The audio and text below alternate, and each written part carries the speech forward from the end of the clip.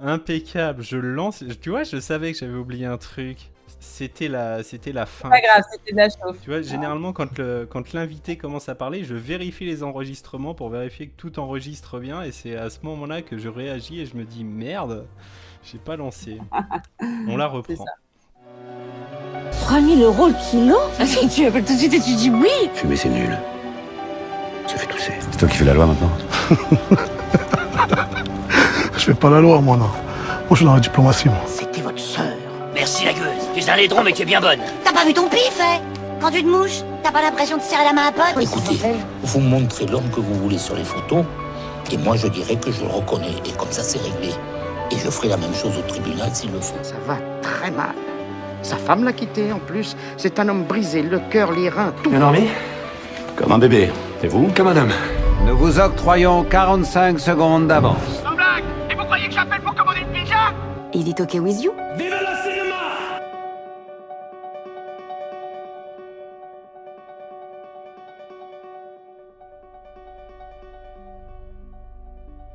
L'instant pur cinéma en partenariat avec le festival Les Petits Beurs, festival du court-métrage du Croisic. Et aujourd'hui, je souhaite la bienvenue à la réalisatrice du court Les Planeurs, Pauline Pelsi-Johan. Et avant toute chose, salut, comment ça va? Salut Jean-Charles, eh ben, ça va bien et je te remercie pour ton invitation. Eh bien écoute, merci à toi, merci de l'avoir accepté, merci d'être là. Comment tu te sens à quelques jours du festival? Bah, super bien, très contente de rencontrer le public, de partager ce film. Voilà, c'est toujours un moment chouette. Bah écoute, nous en tout cas, on te souhaite la bienvenue au Croisic. On espère que tu y passeras une bonne journée, un bon week-end. En tout cas, que tu passeras de bons moments. Nous en tout cas, on passera certainement un très bon moment en ta compagnie et au visionnage de ton cours. Pour la petite info, moi je l'ai vu un petit peu en avant-première avant tout le monde. J'ai eu le droit à un petit lien pour préparer l'interview, donc c'était vraiment trop cool. J'ai passé un super moment, un chouette moment.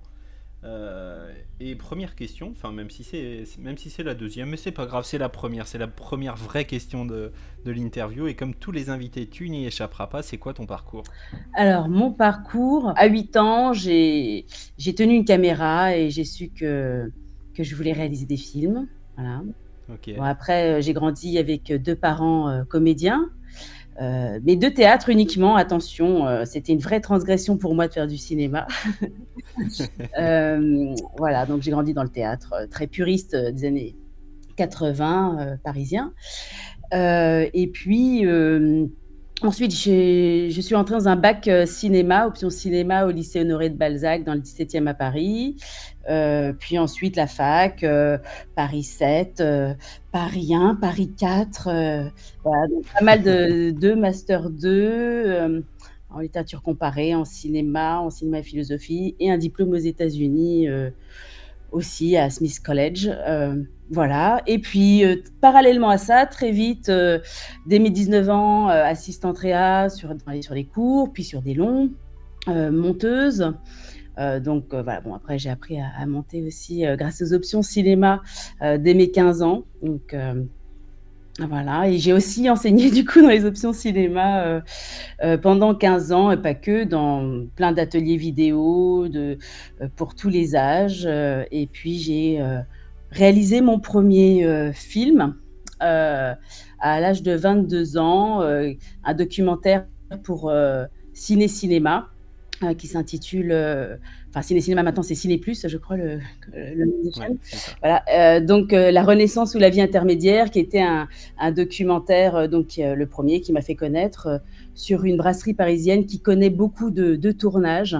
Et donc j'interviewais autant des habitants du quartier qui s'emparent de ce lieu que des cinéastes qui choisissaient ce décor, comme Claude Chabrol, Michel Deville ou encore Quentin Tarantino, qui était en train de tourner Inglourious Basterds. Voilà.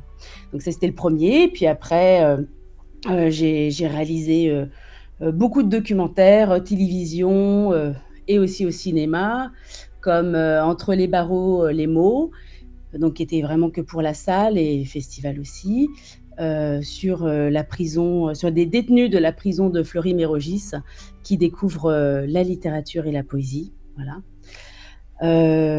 Et puis des documentaires au Chili, sur l'île de Pâques, je dirais voilà, plus ethno et voyage. Voilà. Ok, eh bien, un parcours complet.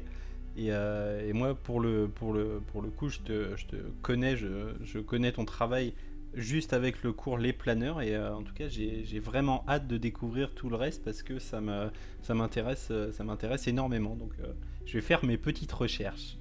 Et justement, on parle des planeurs. D'où te vient l'idée du cours? Alors, les planeurs, c'était... voilà, on écrit beaucoup de scénarios, parfois de fiction, et puis un jour, j'ai essayé un peu en exercice à écrire quelque chose presque d'autobiographique, et on peut le dire, parce que finalement, même le tournage s'est révélé très autobiographique, puisque je suis allée tourner par hasard dans le village de mon enfance. Donc, finalement, Excellent. voilà. Donc oui, je trouvais que faisant beaucoup d'ateliers vidéo, notamment pour les enfants dans les écoles primaires, il y avait peu de courts-métrages qui parlaient du divorce ou de la séparation et donc j'avais très envie de faire un film qui s'adressait aussi à ce public, un sujet que je connaissais. Mais de réaliser ce film à hauteur d'yeux d'enfant.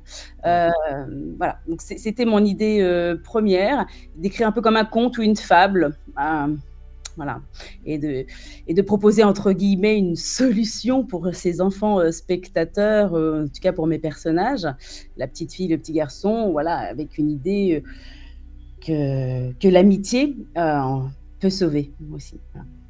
Ouais, trop beau. Ça a nécessité combien de personnes autant devant que derrière la caméra? Alors, il y a à peu près, il y a les 2 enfants qui jouent et 4 adultes, voilà. Et ensuite, oui, on était en équipe de tournage, on était une quinzaine. Et puis ensuite, la post-production, bien sûr, Ouais, bien sûr. le compositeur. Ouais, je suis toujours impressionné du nombre de personnes pour un court métrage. Tu vois, on est sur un court métrage d'une vingtaine de minutes, je crois, pour le tien. Ça fait 20 minutes, oui.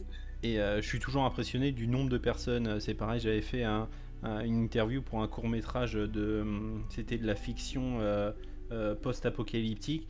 Et pareil, enfin là c'était encore pire, ils étaient je crois 40 sur le tournage ou un truc comme ça. Et c'est impressionnant. Oui, non, mais là on était vraiment dans une équipe, je dirais plutôt réduite, parce que pour la simple et bonne raison que voilà, mes 2 personnages principaux sont des enfants. Et donc c'est très délicat, ils n'avaient jamais joué en plus, donc cela demandait une attention particulière. Voilà, donc mais après, bien sûr, si je compte tous les bénévoles autour, c'est-à-dire mon village que j'ai retrouvé après 22 ans où je n'étais pas allée dans mon village, j'ai retrouvé mes amis d'enfance qui avaient donc grandi et qui à leur tour étaient des parents avec des enfants. Donc c'est eux qui ont prêté les vélos, par exemple, ou alors un ancien voisin, ami qui voilà, avait ramassé trop de champignons, nous a ramené des champignons pour l'équipe cantine. Enfin, voilà, donc c'est vrai qu'il y a eu, je dirais, des coups de main un peu de tout le monde, sans compter l'aérodrome. Ouais. L'aérodrome, vraiment, ils ont été super sympas. Ils nous ont vraiment prêté les planeurs. J'ai fait du planeur. Ils nous ont invités à essayer. Voilà. Moi qui avais grandi en fait en face de cet aérodrome, je n'avais jamais fait de planeur de ma vie. Ouais. Et ils m'ont dit c'est incroyable d'écrire un film qui s'intitule en plus Les Planeurs et n'avoir jamais essayé. Et c'est vrai que c'était plus resté au stade du fantasme, de l'imaginaire, un peu comme le personnage de la petite fille. Et finalement, ils nous ont offert à moi, puis à l'ingénieur du son, on a fait des prises de son aussi dans Les Planeurs. Voilà, ils nous ont offert le grand saut. Trop bien. Et en termes de temporalité, comment ça s'est passé du moment où les prémices vraiment de ton projet, le tournage jusqu'à la post-production, ça t'a pris combien de temps? Alors, c'est un peu singulier parce que je l'ai écrit ce film, je sais plus, il y a longtemps, et je l'ai laissé vraiment dans les placards, mais peut-être, je sais pas, 4-5 ans, voilà. Et puis, Ok. Voilà, j'ai voulu le reprendre et puis je l'avais fait une réécriture à un moment donné, peut-être 3 ans, 4 ans après. Et puis après, bon, il y a eu le décès de mon père qui a été très charnière. Et finalement, voilà, faire ce film m'a permis aussi de participer, voilà, enfin, à faire mon deuil, voilà, du départ finalement Ouais. qu'il y avait déjà dans mon enfance et dans le film. Et là, pour le coup, le départ ultime, on va dire. Hein. Euh, donc voilà, donc après, on l'a tourné, le tournage en soi a duré 7 jours. Et puis après, j'ai un peu pris mon temps pour le montage. Bon, entre-temps, je suis partie tourner des documentaires au Chili, donc, mais c'était bien aussi voilà, de faire une petite pause. Et puis le monteur aussi Ouais. était en train de s'approprier les images de son côté. Pendant ce temps-là et finalement, oui, montage, composition de la musique, bah, je me suis retrouvée en confinement, à composer, la musique avec le compositeur donc enfin, on était chacun chez soi bien sûr, mais du coup, on a pu vraiment Ouais. peaufiner, voilà, à la mesure près, parce bien sûr, il a composé, aussi avec les images, avec le montage images, à partir du montage images. Et puis, on a eu quelques petits nettoyages, d'effets, visuels, mais oui, on va dire qu'il a fallu attendre une Ouais. année Ok. de post-prod, en prenant mon temps parce que je montais aussi, des Oui, films, bien sûr. Ouais. pour lesquels et Ouais, voilà, ouais. voilà. Ok. Eh bien, écoute, on va pouvoir passer à un petit jeu. Moi, je l'aime beaucoup. C'est l'heure de l'instant réminiscence. Le roi répudie la reine, la vieille épouse le perroquet, César devient roi. Je l'épouse et me voilà reine.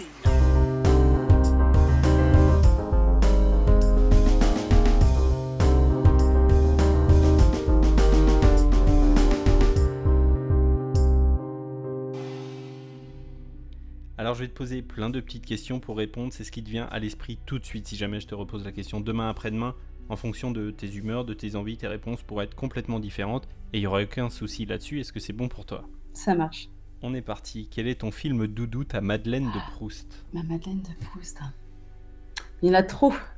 Heu, Ouais. j'ai grandi en regardant que des films, c'était ma baby-sitter en fait, les films. Alors ma Madeleine de Proust, ça dépend de quel âge, quel moment, j'essaie de trouver. Ah, c'est trop dur. Peut-être que je peux trouver quelque chose, par rapport, au planeur. Ah, les Goonies. Ah, les Les Goonies. Goonies, trop bien. Tes dernières larmes au cinéma, c'était pour quel film? Si tant est que tu pleures au cinéma. Beh, ouais, mais même au cinéma, bah, le dernier film que j'ai vu, c'était Dune 2, j'ai pleuré. Ah ouais, ok. C'était bien. Autant je n'ai pas du tout, supporté le premier que le deuxième, j'ai Ok, trouvé ça super. d'accord. Eh bien écoute, t'as pré-shot la question suivante, c'était ton dernier film vu au cinéma, à première vue d'une 2. Dune 2 et avant, On est bon. Anatomie, d'une chute. Ok, petit rattrapage du coup, tu l'avais raté à sa sortie? Ouais. Ouais, c'est ça. J'étais en plein déménagement, du coup je l'avais raté et du coup je l'ai rattrapé. Ouais, forcément. Et alors, t'as trouvé ça comment? Ah super. Ouais, On super est grand film. d'accord. On est d'accord. Une bande originale que tu aimes particulièrement? Ah, la bande originale d'Eternal Sunshine of the Spotless Mind de John Bryan Ouais, bien sûr. Michel Gondry, et le le compositeur, réalisateur du John film. Bryan. Ouais, c'est ça. Trop bien. As-tu un film que tout le monde aime sauf toi? Sûrement. Sûrement plein. Un film que je n'aime pas, que tout le monde aime, Dune 1. Dune 1, ouais. Et tu sais que je pensais exactement à ça si jamais tu trouvais pas. Voilà. On l'a, c'est bon. Ton souvenir le plus lointain de cinéma? Alors ça dépend. Mon premier souvenir de film, VHS, voilà, ou dans un cinéma. Parce que dans un cinéma, la première fois que je suis allée au cinéma, je me souviens très bien, j'avais 4 ans, c'était Le Livre de la Jungle, de Ok. Disney, je dansais. Mais mon premier vraiment souvenir au cinéma, c'est La Belle et la Bête de Cocteau. Ok. La dernière, personne n'y échappe non plus. Ton plat préféré? Le pot-au-feu. Oui, classique, mais tellement bon, tellement réconfortant. Et c'est celui-là. parfait pour les tournages, quand on est très nombreux. Eh bien écoute, comment on peut te suivre toi et suivre ton travail? Eh bien sur Insta, tout simplement, donc Pauline P. un P comme Pelsi, Pauline PJ Cinéma, et sur Facebook, et puis regardez les programmes officiels du spectacle, et IMDb, et puis j'ai un site web aussi où il y a toutes normalement mes actus avec mon nom. Il suffit de taper mon nom, paulinepelsijohan.com. Eh ben c'est super, écoute, tout ça c'est noté. Merci infiniment de m'avoir accordé de ton temps à quelques jours du festival. Merci de t'être prêté au jeu. Je te souhaite un bon festival. Je te souhaite bienvenue au Croisic. Bonne continuation et je l'espère à bientôt. Merci beaucoup Jean-Charles. À bientôt, oui, avec plaisir.